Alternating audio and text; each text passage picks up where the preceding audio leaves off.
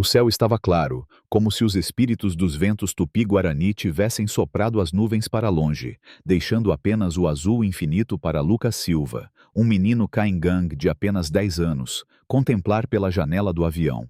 Era sua primeira vez na primeira classe, um mundo de poltronas largas, cobertores macios e sucos servidos em copos de verdade, não em caixinhas de papel. Ele segurava um livro antigo, presente de sua avó, Dona Iracema, com lendas do povo tupi-guarani, histórias de heróis como Guarani e deuses como Tupã, que moldavam a terra com coragem e sabedoria. Lucas sonhava em ser piloto, voar acima das florestas de sua terra natal no sul do Brasil, onde o vento sussurrava segredos antigos entre as araucárias. Seus olhos castanhos brilhavam com esse sonho, mas naquele momento ele não imaginava que o voo para São Paulo seria mais do que uma simples viagem.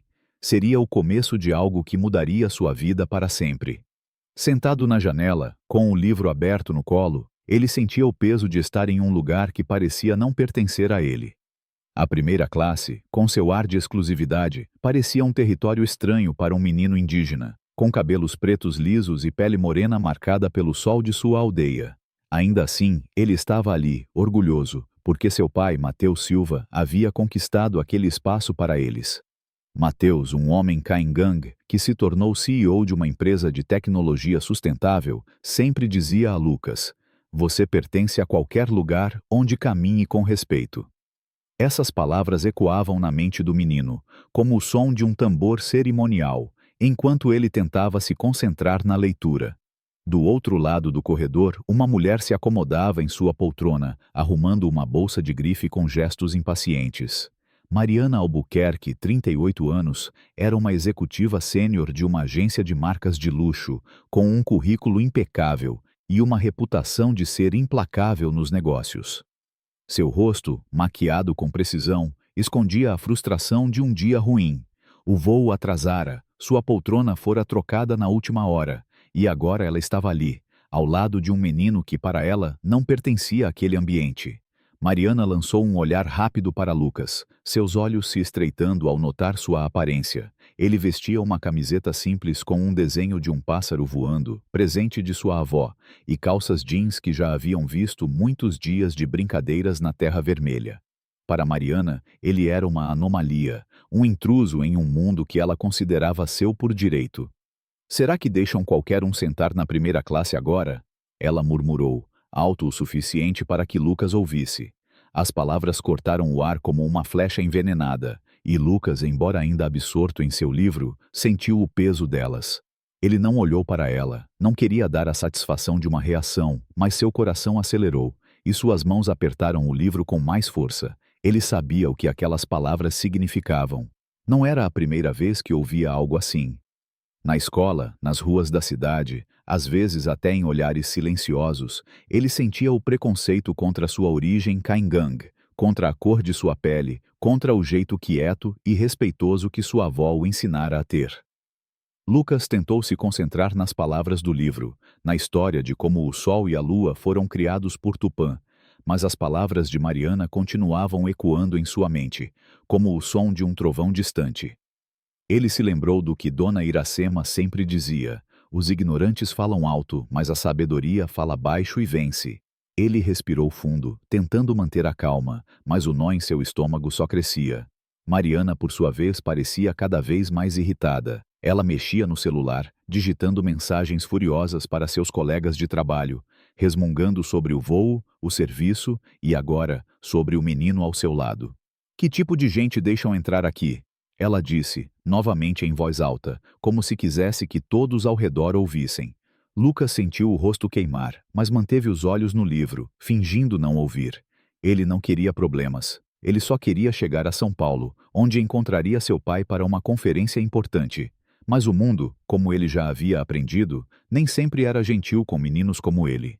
Então veio a turbulência. O avião deu um solavanco, e a caixinha de suco que Lucas segurava escorregou de suas mãos, caindo no colo e respingando algumas gotas na manga impecável do blazer de Mariana. O líquido laranja manchou o tecido claro, e Lucas, assustado, imediatamente se virou para ela. "Desculpe-me, senhora," ele disse, sua voz baixa, quase um sussurro, cheia de sinceridade. Ele pegou um guardanapo e tentou limpar a mancha, mas Mariana reagiu como se ele tivesse cometido um crime. Você sabe quanto isso custa? Ela gritou, levantando a manga como se fosse uma prova em um tribunal. Será que não ensinam maneiras básicas ao seu povo? As palavras saíram como veneno, cada sílaba carregada de desprezo. Lucas congelou, seus dedos apertando o guardanapo com tanta força que ele quase rasgou. Ele não sabia o que fazer. Era apenas uma criança e aquelas palavras o atingiram mais fundo do que ele poderia explicar. Ele sentiu o peso de ser julgado, de ser reduzido a seu povo, como se sua existência fosse uma ofensa. Seu coração batia rápido, e ele tentou respirar, mas o ar parecia pesado, como se o próprio avião estivesse contra ele. E então, o tapa veio, rápido, seco, um som que ecoou na cabine silenciosa da primeira classe. A bochecha de Lucas ardeu, uma marca vermelha se formando em sua pele morena. O choque o deixou paralisado, seus olhos arregalados, as lágrimas querendo escapar, mas ele as segurou com força. Ele não ia chorar. Não na frente dela. Não na frente de ninguém. A cabine ficou em silêncio por um instante, como se o tempo tivesse parado. Os outros passageiros que até então estavam absortos em seus próprios mundos, viraram a cabeça, chocados. Ana, uma aeromoça guarani com cabelos trançados e um sorriso gentil que Lucas notara ao embarcar, parou no corredor, os olhos arregalados de incredulidade. João, um passageiro idoso sentado algumas fileiras atrás, segurava um jornal, mas agora o abaixara, observando a cena com uma expressão de indignação. Mariana, por sua vez, parecia satisfeita, como se o tapa tivesse restaurado alguma ordem imaginária que ela acreditava ter sido violada. Talvez agora você aprenda a ter cuidado, ela disse, cruzando os braços e voltando a atenção para seu celular, como se nada tivesse acontecido. Mas algo estava prestes a mudar. Da 10ª fileira, um homem se levantou. Mateus Silva, alto, com a postura ereta de alguém que carregava não apenas o peso de sua posição, mas também a força de sua ancestralidade caingangue. Ele vestia um terno bem cortado, mas sua presença era mais do que roupas caras. Era a dignidade de um homem que sabia quem era e de onde vinha. Ele caminhou pelo corredor, cada passo firme, mas sem pressa, como o movimento de um rio que sabe para onde vai. Lucas não viu o rosto do pai imediatamente, mas sentiu a mudança no ar, como se os espíritos da floresta tivessem entrado na cabine com ele. Você está bem, meu filho. A voz de Mateus cortou o silêncio, calma, mas com uma força que fez todos os olhos se voltarem para ele. Lucas virou a cabeça lentamente, encontrando os olhos do pai. Por um momento, o mundo pareceu parar. Ele assentiu, sua voz pequena, mas firme. Estou bem, pai. Mariana, que até então não havia percebido quem era Mateus, levantou os olhos do celular, surpresa. Ela abriu a boca para falar, para se justificar, mas algo na presença de Mateus a fez hesitar. Ele não precisava gritar, não precisava ameaçar. Sua calma era mais poderosa do que qualquer explosão de raiva. Sugiro que você saia dessa poltrona antes que eu peça à companhia aérea para fazer isso por você, ele disse, sua voz tão firme quanto as raízes de uma árvore centenária. Mariana gaguejou, tentando encontrar palavras. Isso é um mal-entendido, ela disse, sua voz agora trêmula. Seu filho derramou suco em mim. Mateus a interrompeu, seus olhos frios como a noite na floresta. Não, ele disse. Você bateu no meu filho. Nada justifica isso, nunca. Ana, a aeromoça, aproximou-se, sua voz profissional, mas visivelmente abalada. Senhor Silva, lamentamos profundamente o ocorrido. Já contatamos o capitão, e estamos providenciando para que o senhor e seu filho sejam realocados, se desejarem. Mateus balançou a cabeça, seu olhar nunca deixando Mariana. Não, ela é quem vai mudar de lugar. A cabine permaneceu em silêncio, mas o peso daquelas palavras era sentido por todos. João, o passageiro idoso, levantou-se de sua poltrona, caminhando lentamente até o corredor. Eu vi tudo, ele disse, sua voz rouca, mas cheia de convicção. Esse menino não fez nada além de existir, e essa mulher acha que pode tratá-lo como menos que humano? Seus olhos, marcados por anos de luta, brilhavam com indignação. Ele era um ativista aposentado, alguém que havia passado a vida lutando por justiça, e agora, naquela cabine, ele via mais uma batalha que precisava ser travada. Os outros passageiros começaram a murmurar, alguns pegando seus celulares, gravando a cena discretamente. Mariana sentiu o peso dos olhares, a pressão de ser julgada por todos ali. Sua confiança, antes inabalável, começou a desmoronar. Ela tentou argumentar, mas suas palavras soavam frágeis, desesperadas. Eu não quis. Foi um acidente, ela disse, mas ninguém parecia acreditar. Ana, com a delicadeza de quem conhecia a dor do preconceito, aproximou-se de Lucas, colocando uma mão gentil em seu ombro. Você está bem, pequeno? Ela perguntou, sua voz carregada de empatia. Lucas assentiu, ainda segurando o livro com força, mas agora sentindo um calor diferente em seu peito. Não era mais apenas vergonha ou medo, mas o começo de algo novo, algo que ele ainda não sabia nomear. Mateus ajoelhou-se ao lado do filho, examinando a marca vermelha em sua bochecha. Deixe-me ver, ele disse, sua voz suave, mas carregada de emoção. Ele passou a mão levemente sobre a pele de Lucas, como se pudesse apagar não apenas a dor física, mas também a ferida invisível que aquelas palavras e aquele tapa haviam deixado. Você não fez nada errado, Lucas. Ele disse, seus olhos encontrando os do filho. Você pertence aqui, como em qualquer outro lugar. Lucas olhou para o pai, sentindo as lágrimas querendo escapar, mas ele assegurou, inspirado pela força tranquila de Mateus. Ele não estava sozinho, não mais. Mariana, agora visivelmente desconfortável, começou a reunir suas coisas, seus movimentos rígidos e defensivos. Ninguém ofereceu ajuda. Ninguém desviou o olhar. Ela foi escoltada por Ana para a classe econômica, sua bolsa de grife balançando como um peso morto em seu pulso. Lucas observou enquanto ela se afastava, sentindo uma mistura de alívio e culpa. Ele não queria que as coisas chegassem a esse ponto, mas também sabia que não tinha sido sua culpa. Mateus colocou o braço ao redor dos ombros do filho, e os dois olharam pela janela, onde o céu começava a escurecer, as luzes das cidades abaixo brilhando como estrelas caídas. Algo dentro de Lucas havia mudado. Ele não sabia exatamente o que, mas sentia, como se os espíritos de seus ancestrais Caingang estivessem sussurrando em seu coração, dizendo-lhe para ser forte, para ser digno, para nunca deixar que o mundo o fizesse sentir menor do que era. O voo continuou, mas a cabine nunca voltou a ser a mesma. Os passageiros, agora mais atentos, lançavam olhares de apoio a Lucas. João, o idoso, voltou à sua poltrona, mas antes deu um aceno de cabeça a Mateus, como se dissesse que a luta não terminava ali. Ana, a aeromoça, trouxe um copo d'água para Lucas, sussurrando. Você é mais forte do que ela jamais será. E Lucas, segurando o livro de lendas, sentiu que talvez, apenas talvez, ele estivesse começando a entender o que significava carregar a força de seu povo, a força de sua história.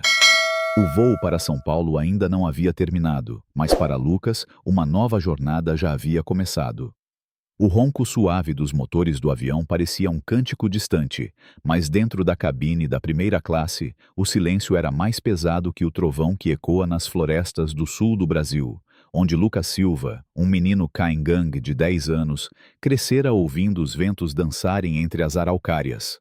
Ele estava sentado ao lado da janela, o livro de lendas tupi-guarani ainda no colo, suas páginas amareladas como as memórias de sua avó, Dona Iracema. A marca vermelha em sua bochecha, deixada pelo tapa de Mariana Albuquerque, ardia menos agora, mas a dor em seu coração ainda pulsava, alimentada pelas palavras cruéis que ela lançara como flechas envenenadas. Será que não ensinam maneiras básicas ao seu povo? Lucas tentava apagar essas palavras, focando no céu escuro lá fora, onde as estrelas começavam a surgir, como os olhos dos ancestrais vigiando sua jornada. Ao seu lado, seu pai, Mateus Silva, CEO de uma empresa de tecnologia sustentável, mantinha o braço ao redor de seus ombros, uma presença tão firme quanto as raízes de uma árvore centenária. Mateus não falava muito, mas seus olhos castanhos, profundos como rios que cortam a terra Caingang, diziam tudo. Ele estava ali, e ninguém faria seu filho se sentir menor novamente. A tensão na cabine não havia desaparecido. Pelo contrário, ela crescia, como uma tempestade silenciosa que se formava não no céu, mas nos corações dos que testemunharam o que acontecera. Na classe econômica, Mariana Albuquerque tentava se esconder do peso dos olhares que a cercavam. Sentada em uma poltrona apertada, longe do luxo da primeira classe, ela segurava sua bolsa de grife no colo, como se fosse um escudo contra a realidade que começava a desmoronar. Seus dedos tremiam enquanto rolava a tela do celular, procurando uma distração, mas o sinal fraco do avião dificultava sua fuga. Ela ainda não sabia, mas o vídeo do incidente, o tapa, suas palavras racistas, o confronto com Matheus, já estava viralizando nas redes sociais. Executiva agride criança indígena em voo para São Paulo, dizia uma legenda que se espalhava como fogo em mato seco. Os comentários eram implacáveis. Racista! Que vergonha! Quem é essa mulher? Mariana tentou ligar para sua assistente, mas a ligação caiu, e sua frustração só aumentava. Isso é um mal-entendido, ela murmurava para si mesma, tentando se convencer de que era a vítima. Foi só um tapa, ele derramou suco na minha roupa. Mas suas palavras soavam vazias, como o eco de um tambor quebrado, e os olhares dos outros passageiros, que cochichavam sobre o ocorrido, a faziam sentir como uma estranha em um território que não lhe pertencia mais. Na primeira classe, Lucas tentava encontrar refúgio no livro, mas sua mente estava inquieta, como um rio que não sabe para onde correr. Ele pensava em Dona Iracema, sua avó, que sempre lhe contava histórias de guerreiros Caingang, que enfrentavam inimigos com coragem e sabedoria. Quando o mundo te ferir, Lucas, ela dissera uma vez, enquanto trançava seus cabelos ao lado de uma fogueira. Lembre-se de que você carrega a força da terra, do rio, do céu. Ninguém pode tirar isso de você. Ele queria acreditar nisso, mas o tapa de Mariana ainda ecoava, não só na pele, mas na alma. Ele se sentia pequeno, como se aquele avião, com suas poltronas macias e luzes brilhantes, fosse um mundo onde ele não tinha lugar.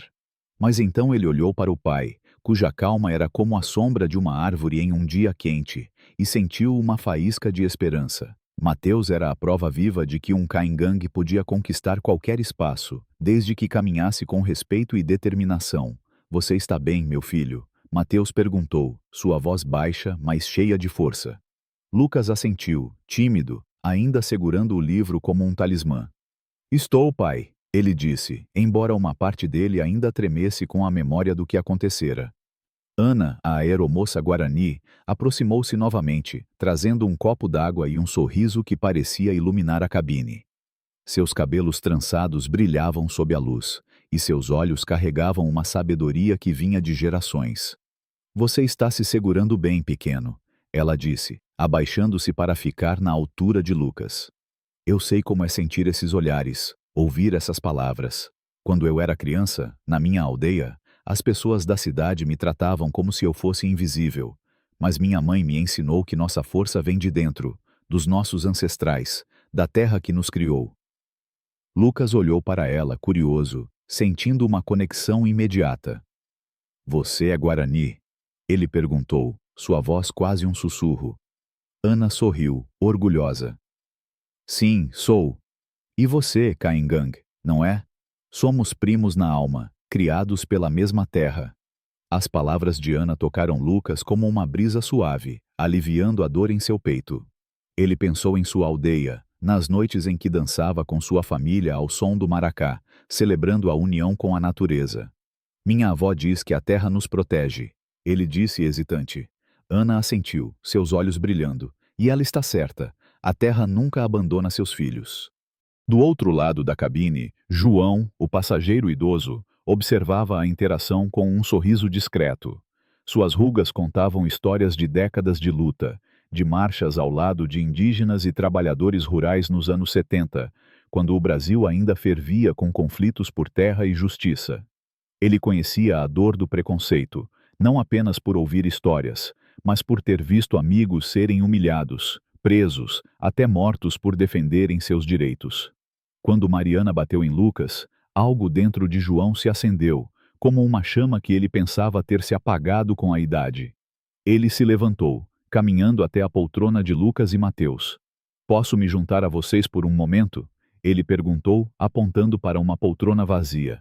Matheus assentiu, e João se acomodou, olhando para Lucas com uma expressão calorosa. Você é um garoto corajoso, sabia?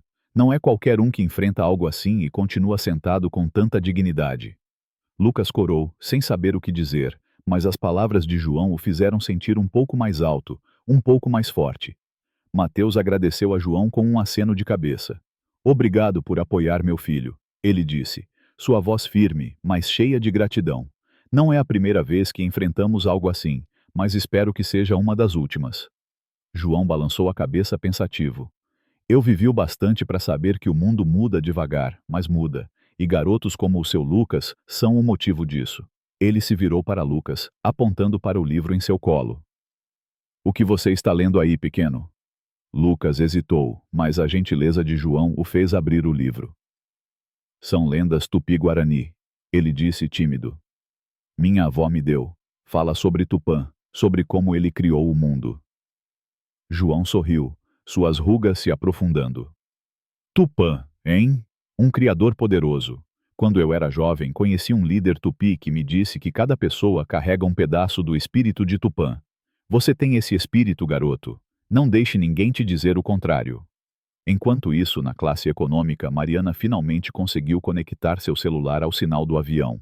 As notificações explodiam, mensagens de colegas, e-mails da empresa e um alerta de uma rede social. Você foi marcada em um vídeo. Ela clicou, hesitante, e viu a cena que protagonizara. O tapa, as palavras cruéis, o confronto com Mateus. O vídeo já tinha dezenas de milhares de visualizações, e os comentários eram implacáveis. Racista, vergonhoso. Quem é essa mulher? Ela sentiu o estômago revirar, mas, em vez de refletir sobre suas ações, sua primeira reação foi de defesa. Eles não entendem, ela murmurou, tentando justificar o injustificável. Eu estava estressada, ele derramou suco na minha roupa. Mas até ela sabia que não havia desculpa. Ela tentou ligar para sua chefe, mas a ligação foi direto para a caixa postal. O isolamento a sufocava, como se ela fosse uma árvore arrancada da terra, sem raízes para se sustentar. Na primeira classe, Mateus se inclinou para Lucas, falando em voz baixa, como se compartilhando um segredo sagrado. Lucas, o que aconteceu hoje não é sobre você. É sobre ela, sobre o que ela carrega no coração. Mas você, meu filho, carrega algo muito maior. Você carrega a força dos Kaingang, dos nossos antepassados que lutaram para proteger nossa terra, nossa cultura. Nunca se esqueça disso. Lucas olhou para o pai, sentindo as palavras como uma raiz que se aprofundava em seu peito. Ele pensou em Dona Iracema, em como ela contava histórias de guerreiros Kaingang que enfrentavam inimigos com coragem e sabedoria. Mas pai, ele disse hesitante, por que ela me odeia tanto? Eu nem fiz nada. Mateus suspirou, seus olhos cheios de uma tristeza antiga, mas também de esperança. Não é ódio por você, Lucas. É medo. Medo do que ela não entende, do que ela não controla. Mas você não precisa carregar esse medo. Você é livre para ser quem é. Ana voltou ao corredor, trazendo um lanche para Lucas. Um sanduíche embrulhado com cuidado, uma caixinha nova de suco e, surpreendentemente, um pequeno pão de milho, que ela disse ter feito em casa. É uma receita da minha avó, ela disse piscando. Pão de milho guarani, para te dar força. Lucas sorriu, um sorriso pequeno, mas genuíno. Ele abriu o sanduíche, sentindo o cheiro de pão fresco, e mordeu o pão de milho, que tinha um sabor quente, como as noites em sua aldeia. Por um momento, a cabine pareceu menos hostil, como se a comida de Ana trouxesse um pedaço da terra para aquele céu artificial. Ana olhou para Mateus e disse em voz baixa: Senhor Silva, o capitão pediu para informar que, ao aterrissarmos, haverá uma equipe para tratar do ocorrido. A companhia aérea está levando isso a sério. Mateus assentiu, mas seus olhos permaneceram em Lucas. Obrigado, Ana, mas o mais importante agora é meu filho. Enquanto o voo seguia, Lucas começou a sentir algo novo dentro de si. Não era mais apenas a dor ou a vergonha, mas uma faísca de orgulho. Ele pensava em Dona Iracema, em Ana, em João, em seu pai, pessoas que, de diferentes maneiras, mostravam que ele não estava sozinho. Ele abriu o livro novamente, encontrando uma história sobre um jovem guerreiro tupi que enfrentava um monstro para proteger sua aldeia. Ele se viu naquele guerreiro, pequeno, mas corajoso, enfrentando não um monstro de garras, mas um monstro de palavras e preconceitos. Ele olhou pela janela, onde o céu agora estava escuro, salpicado de estrelas. Eu pertenço aqui. Ele sussurrou para si mesmo, quase como uma promessa. Na classe econômica, Mariana foi informada por um comissário de bordo que, ao aterrissar, ela seria escoltada para uma conversa com as autoridades do aeroporto. Seu rosto empalideceu, e ela tentou protestar, mas suas palavras foram interrompidas pelo olhar firme do comissário. Senhora, é melhor cooperar, ele disse, sem deixar margem para discussão. Ela olhou ao redor, percebendo que não havia aliados ali. Os outros passageiros a evitavam, e ela sentia o peso do isolamento, como se fosse uma árvore arrancada da terra, sem raízes para se sustentar. Ela pensou em sua carreira, em sua reputação, em tudo o que havia construído. Pela primeira vez, uma sombra de arrependimento cruzou sua mente, mas era tarde demais para voltar atrás. De volta à primeira classe, João se inclinou para Lucas, apontando para o céu lá fora. Sabe, garoto, as estrelas que você vê aí são as mesmas que seus ancestrais viam. Elas te lembram que você faz parte de algo maior. Lucas olhou para as estrelas, sentindo uma conexão profunda, como se o céu estivesse lhe contando uma história que ele ainda não conhecia por completo. Ele pensou em sua aldeia, nas danças ao redor da fogueira, nas histórias de Dona Iracema, na força de seu pai. Ele não sabia o que aconteceria quando o avião aterrissasse, mas pela primeira vez, ele sentiu que estava pronto para enfrentar o que viesse. A cabine da primeira classe permanecia silenciosa, mas algo havia mudado. Os passageiros que antes estavam absortos em seus próprios mundos, agora lançavam olhares de apoio a Lucas. Alguns sorriam, outros acenavam discretamente. Uma mulher, sentada algumas fileiras à frente, aproximou-se com um caderno e uma caneta. Lucas, certo? Ela disse, sua voz gentil. Eu sou jornalista. O que aconteceu aqui não pode ficar escondido. Posso contar sua história? Mateus olhou para a mulher, avaliando-a, e então virou-se para Lucas. O que você acha, filho? Lucas hesitou, mas as palavras de Ana e João ecoaram em sua mente. Ele assentiu, tímido. Pode, ele disse, sentindo que, ao compartilhar sua história, ele estava dando um passo maior do que imaginava. Enquanto o avião se aproximava de São Paulo, Lucas segurou o livro com mais firmeza, como se as lendas de Tupã e Guarani fossem suas aliadas. Ele pensou em sua avó, em como ela ficaria orgulhosa ao saber que ele não abaixara a cabeça. Ele pensou em Ana, em como ela transformara um momento de dor em um momento de conexão. Ele pensou em João, em como um estranho se tornara um aliado. E, acima de tudo, ele pensou em seu pai, que lhe ensinara que a dignidade era mais poderosa que qualquer tapa. A tempestade silenciosa ainda rugia, mas Lucas, com a força de sua família, de sua cultura e de novos aliados, começava a encontrar sua voz. Ele olhou para o céu, onde as estrelas brilhavam como promessas, e soube que sua jornada estava apenas começando. O avião aterrissou em São Paulo sob um céu negro salpicado de estrelas, como se os espíritos dos ancestrais Caingang estivessem observando Lucas Silva, o menino de 10 anos que, em poucas horas, transformara um voo comum em um marco de sua vida. A cabine da primeira classe, outrora carregada de tensão, agora parecia mais leve, mas a jornada de Lucas estava longe de terminar. Ele segurava o livro de lendas tupi-guarani, presente de sua avó, Dona Iracema, como se fosse um amuleto, suas páginas amareladas cheias de histórias de coragem que ele agora sentia pulsar em seu próprio peito. O tapa de Mariana Albuquerque, a executiva que o humilhara com palavras racistas e um gesto violento, ainda ardia em sua memória, mas a presença de seu pai, Mateus Silva, e o apoio de Ana, a aeromoça Guarani, e João, o ativista idoso, haviam plantado uma semente de força em seu coração. Ao descer do avião, Lucas sentiu o chão sob seus pés, mas também algo maior. A terra, a mesma terra que seus antepassados Caingang haviam protegido com sangue e sabedoria, parecia sussurrar que ele estava no caminho certo. O aeroporto de São Paulo era um labirinto de luzes e vozes, mas para Lucas, era como entrar em uma nova clareira, onde ele precisaria encontrar sua voz. No saguão, uma equipe da companhia aérea aguardava, junto com 2 seguranças e um representante da polícia do aeroporto. Mariana, agora visivelmente abalada, foi escoltada para uma sala reservada, sua bolsa de grife pendurada no ombro como um peso morto. Ela tentava manter a compostura, mas seus olhos revelavam pânico. O vídeo do incidente, que mostrava seu tapa em Lucas e suas palavras cruéis, já havia alcançado milhões de visualizações nas redes sociais.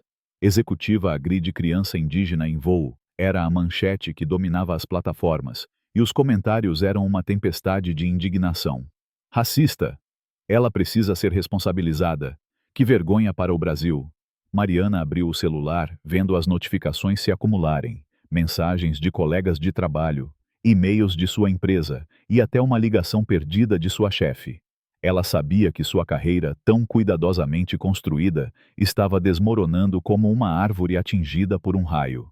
Sentada na sala do aeroporto, com um segurança ao seu lado, ela tentou se justificar. Foi um mal-entendido, ela disse, sua voz tremendo. Eu estava estressada, ele derramou suco na minha roupa. Mas o representante da companhia aérea, uma mulher de expressão firme, balançou a cabeça.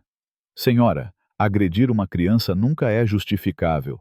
Vamos cooperar com as autoridades e a companhia está considerando medidas adicionais. Mariana ficou em silêncio pela primeira vez, sentindo o peso de suas ações, como se a terra que ela nunca respeitara agora a estivesse julgando. Enquanto isso, Lucas e Mateus foram conduzidos a uma área privativa do aeroporto, onde Ana, a aeromoça guarani, os acompanhou por alguns minutos antes de retornar ao trabalho. Ela se abaixou para olhar Lucas nos olhos, suas tranças brilhando sob a luz fluorescente. Você foi forte lá em cima, pequeno, ela disse sorrindo. Quando chegar em casa, conte para sua avó o que aconteceu. Ela vai te dizer que você carregou o espírito dos Caingangue hoje. Lucas assentiu, tímido, mas com um brilho novo nos olhos. Obrigado, Ana, ele murmurou, segurando o livro com mais firmeza. Ana entregou a ele um pequeno pingente de madeira, esculpido com a imagem de um pássaro, um símbolo de liberdade entre os Guarani. Para te lembrar que você pode voar, não importa o que digam, ela disse, antes de se despedir com um aceno.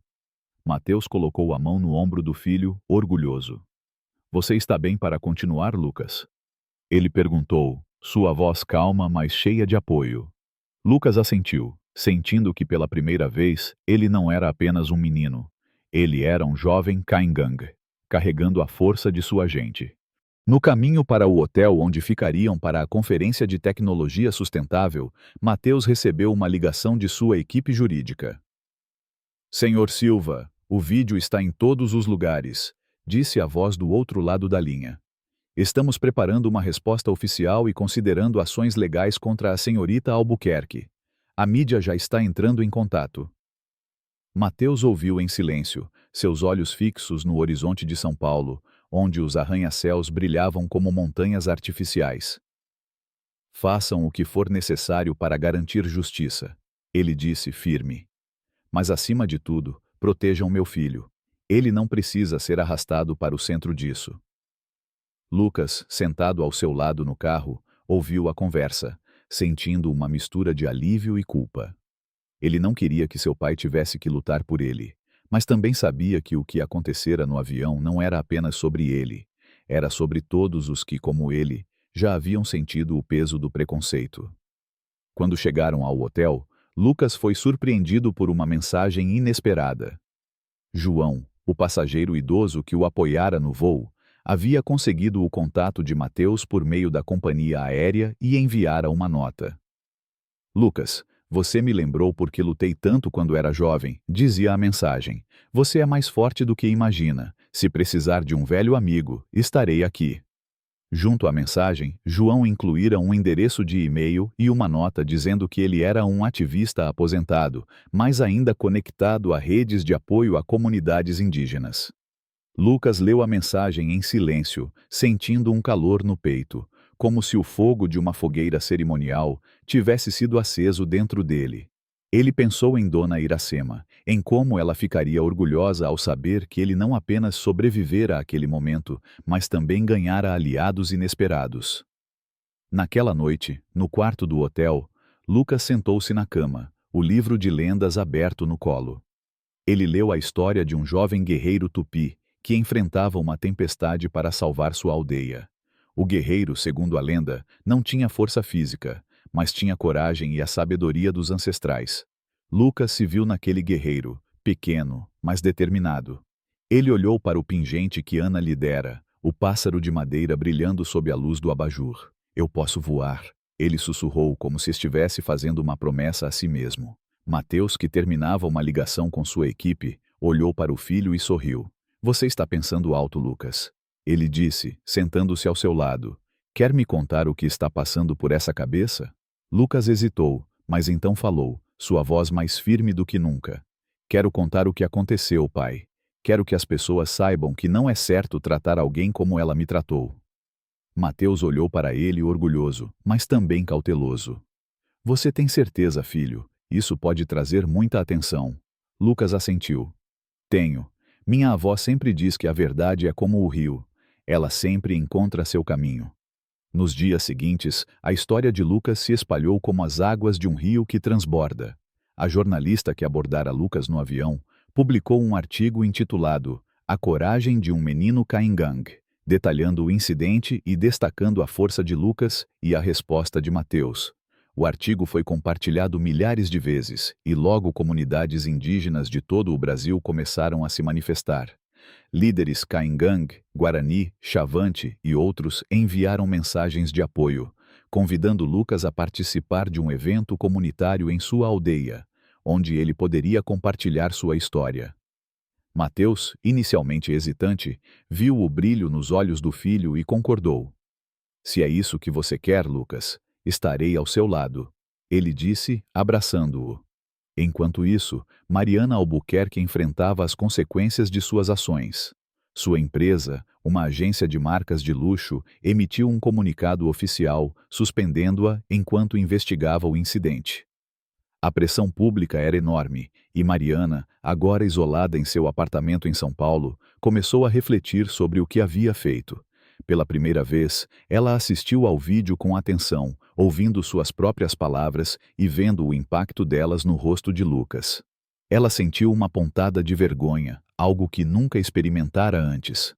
Em uma tentativa de se redimir, ela escreveu uma carta de desculpas, mas hesitou em enviá-la, sabendo que palavras não apagariam o que fizera. Ela estava começando a entender que suas ações haviam ferido não apenas Lucas, mas também a si mesma, cortando suas raízes no mundo que ela achava que dominava. De volta à aldeia Caingang, Lucas foi recebido como um herói. Dona Iracema, com seus cabelos grisalhos trançados e um sorriso que parecia carregar a sabedoria de séculos, abraçou-o com força. Você enfrentou a tempestade, meu neto, ela disse, seus olhos brilhando. Os espíritos estão orgulhosos. A comunidade organizou uma cerimônia ao redor de uma fogueira, onde Lucas, incentivado por Dona Iracema, contou sua história. Ele falou do tapa, das palavras de Mariana, do apoio de Ana, João e seu pai. Ele falou do orgulho de ser Caingang, de carregar a força da terra e do céu. As pessoas ao redor da fogueira ouviam em silêncio, algumas com lágrimas nos olhos, outras acenando em apoio. Um jovem líder Caingang, chamado Cauê, se aproximou de Lucas após a cerimônia. Você nos lembrou que nossa voz importa, ele disse. Vamos levar sua história para outras aldeias, para outras crianças. Inspirado pela cerimônia, Lucas decidiu gravar um vídeo com a ajuda de Mateus e Cauê. Sentado em frente a uma câmera simples, com o pingente de Ana pendurado no pescoço e o livro de lendas ao seu lado, ele falou com uma clareza que surpreendeu até seu pai. Meu nome é Lucas Silva e sou Caingang, ele começou. No avião, uma mulher me bateu e disse que eu não pertencia lá, mas eu aprendi que pertenço a qualquer lugar onde caminhe com respeito. Minha avó, meu pai, meus amigos me ensinaram que nossa força vem da terra, dos nossos ancestrais. Não importa o que digam, nós, indígenas, temos o direito de voar. O vídeo foi compartilhado nas redes sociais e rapidamente viralizou, alcançando não apenas o Brasil, mas também comunidades indígenas em outros países. Jovens de aldeias distantes enviaram mensagens a Lucas, dizendo que ele os inspirara a se orgulharem de sua identidade. João, o ativista idoso, assistiu ao vídeo em sua casa modesta, sorrindo com lágrimas nos olhos. Ele escreveu um e-mail a Lucas dizendo: Você é a prova de que a luta continua, garoto. Continue voando. Ana, que soube do vídeo por colegas de trabalho, enviou uma mensagem a Lucas, parabenizando-o por sua coragem. Até Mariana, em um momento de introspecção, viu o vídeo e, pela primeira vez, escreveu uma carta sincera de desculpas, que enviou à família de Lucas por meio da companhia aérea. Mateus leu a carta, mas decidiu guardá-la, deixando Lucas decidir se queria lê-la no futuro. Você escolhe como quer seguir, filho, ele disse. Enquanto isso, Lucas olhava para o céu noturno de sua aldeia, as estrelas brilhando como promessas. Ele segurava o pingente de Ana e pensava em seu sonho de ser piloto, de voar acima das florestas que seus ancestrais protegeram. Mas agora ele sabia que voar não era apenas sobre aviões, era sobre carregar sua voz, sua história, sua dignidade. A cerimônia na aldeia terminou com uma dança ao redor da fogueira, e Lucas, pela primeira vez, liderou o círculo, seus passos firmes como os de um guerreiro tupi das lendas. Ele não era mais apenas um menino, ele era Lucas Silva, Caingang, portador de um legado que não seria silenciado. O mundo estava mudando, não apenas para Lucas, mas para todos que ouviram sua história. Comunidades indígenas se uniram, inspiradas por um menino que transformara um tapa em um grito por justiça. Mateus, ao lado de seu filho, sabia que a luta estava longe de acabar, mas via em Lucas a força de gerações passadas e futuras. Dona Iracema, observando o neto dançar, sussurrou para si mesma: Tupã está sorrindo. E Lucas, com o coração cheio, olhou para o céu e sentiu que, de fato, ele podia voar. Não apenas com asas de avião, mas com as asas da dignidade que sua cultura lhe dera.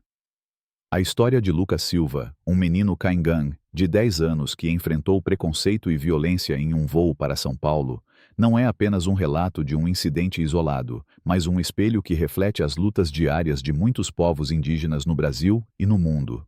Como o vento que sussurra entre as araucárias nas terras Caingang, essa história carrega lições profundas, enraizadas na sabedoria ancestral e na resiliência de um povo que nunca se curvou diante das adversidades. Para mim, ao acompanhar a jornada de Lucas, desde o tapa humilhante de Mariana Albuquerque até sua transformação em um símbolo de dignidade, sinto uma mistura de indignação, admiração e esperança. Essa narrativa, impregnada de valores indígenas como a conexão com a terra, o respeito pelos ancestrais e a força da comunidade, nos convida a refletir sobre nossa própria humanidade e sobre como podemos aplicar suas lições em nossas vidas. Primeiramente, a história de Lucas me faz sentir a dor do preconceito, uma ferida que muitos indígenas conhecem bem. Quando Mariana, com suas palavras venenosas e seu gesto violento, tentou diminuir Lucas por sua origem Caingang, ela não apenas o feriu, mas desrespeitou a terra que o criou, os ancestrais que o guiam e a comunidade que o sustenta. Essa dor é familiar para quem já sentiu olhares de desdém ou palavras que tentam apagar sua identidade. Como um Caingang, Lucas carrega a memória de um povo que enfrentou séculos de marginalização, desde a colonização até os dias atuais. No entanto, sua resposta, não com raiva, mas com dignidade, ecoa a sabedoria de Dona Iracema, sua avó, que lhe ensinou que a força verdadeira vem da terra e do coração. Essa lição me toca profundamente. Em um mundo que muitas vezes nos julga pela aparência, pela origem ou pelo que não entendem, a maior resistência é manter a cabeça erguida, como uma árvore que enfrenta o vento sem se quebrar. A presença de Mateus Silva, o pai de Lucas, é outro ponto que me faz refletir. Ele não reagiu com violência ou gritos, mas com uma calma que carrega o peso de gerações. Sua atitude me lembra os líderes indígenas que, ao longo da história, enfrentaram injustiças com sabedoria, como os guerreiros Caingang, que protegiam suas terras com estratégia e coragem. Mateus ensinou a Lucas e a todos nós que a verdadeira autoridade não está em dominar os outros, mas em proteger aqueles que amamos e em defender o que é justo. Aplicar isso na vida significa aprender a responder às ofensas com serenidade, mas sem abrir mão da firmeza. Em momentos de conflito, seja no trabalho, na escola ou na comunidade, podemos escolher agir como Mateus, com dignidade, protegendo nossa essência sem nos rebaixarmos ao nível daqueles que nos ferem. Ana, a aeromoça guarani, é um farol de empatia nesta história. Sua conexão com Lucas, ao compartilhar sua própria experiência de preconceito e oferecer o pingente de um pássaro, simboliza a união entre os povos indígenas, como primos que compartilham a mesma terra.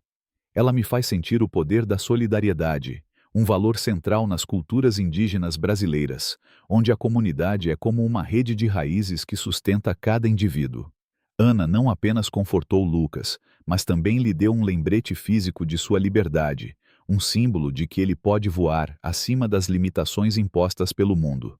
Isso me ensina que na vida devemos buscar aliados, pessoas que compartilhem nossos valores e nos ajudem a crescer. Seja em uma amizade, em um grupo de apoio ou em uma causa coletiva, a solidariedade é a força que nos permite enfrentar tempestades, como as que Lucas enfrentou. João, o ativista idoso, também me inspira profundamente. Sua decisão de se levantar, mesmo sendo um estranho, para apoiar Lucas mostra que a luta por justiça transcende gerações e origens. Ele me lembra os anciãos indígenas que, com suas rugas e histórias, carregam a memória de lutas passadas e a esperança de um futuro melhor. João, com sua experiência de ativismo nos anos 70, viu em Lucas a continuação de uma luta que ele próprio travara. Isso me faz refletir sobre a importância de conectar gerações, de ouvir os mais velhos e inspirar os mais jovens.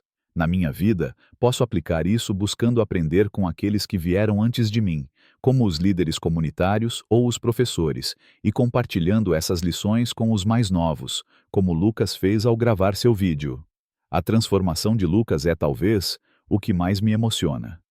Ele começou como um menino assustado, humilhado por palavras e um tapa, mas terminou como um símbolo de resistência, inspirando comunidades indígenas e não indígenas com sua coragem.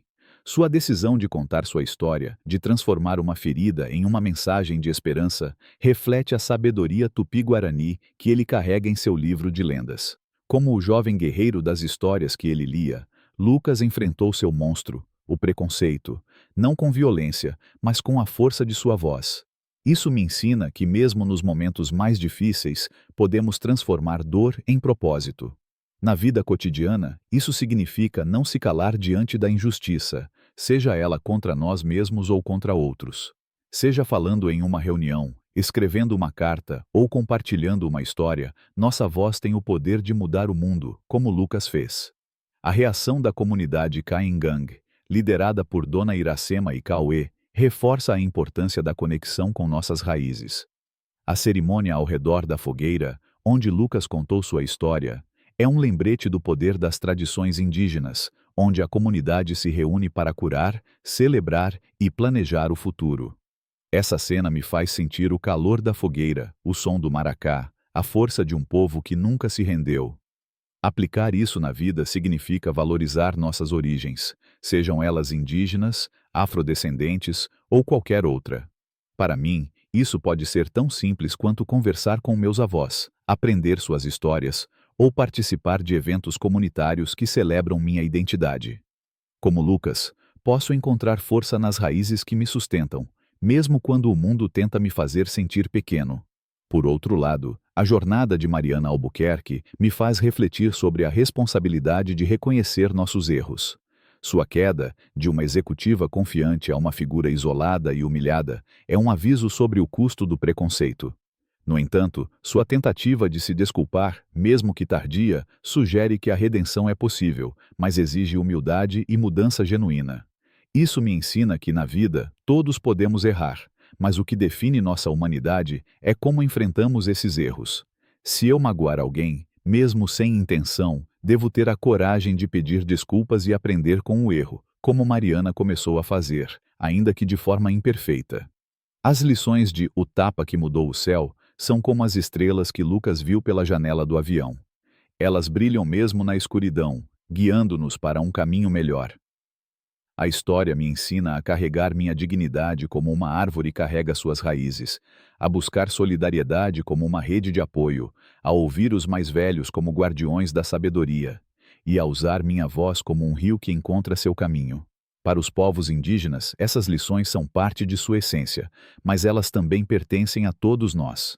Em um mundo que muitas vezes nos divide, podemos escolher construir pontes, como Lucas, Mateus, Ana e João fizeram. Na minha vida, isso significa tratar os outros com respeito, independentemente de sua origem, e levantar-me contra a injustiça, mesmo que minha voz trema no início. A história de Lucas também me faz pensar no futuro. Como um menino que sonha em ser piloto, ele olhou para o céu e viu não apenas estrelas, mas possibilidades. Isso me inspira a sonhar grande, mas também a trabalhar para que esses sonhos incluam os outros. Seja na escola, no trabalho ou na comunidade, posso contribuir para um mundo onde ninguém seja julgado por sua aparência ou origem, mas sim por sua humanidade. Como Lucas, posso escolher voar.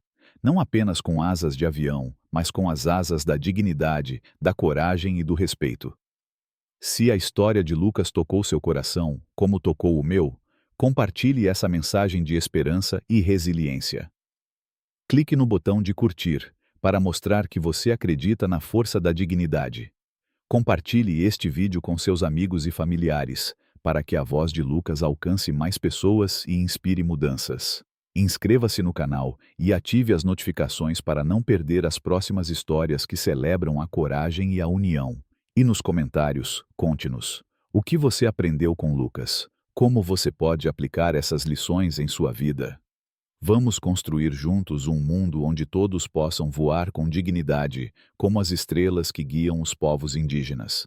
Curta, compartilhe, inscreva-se e comente agora.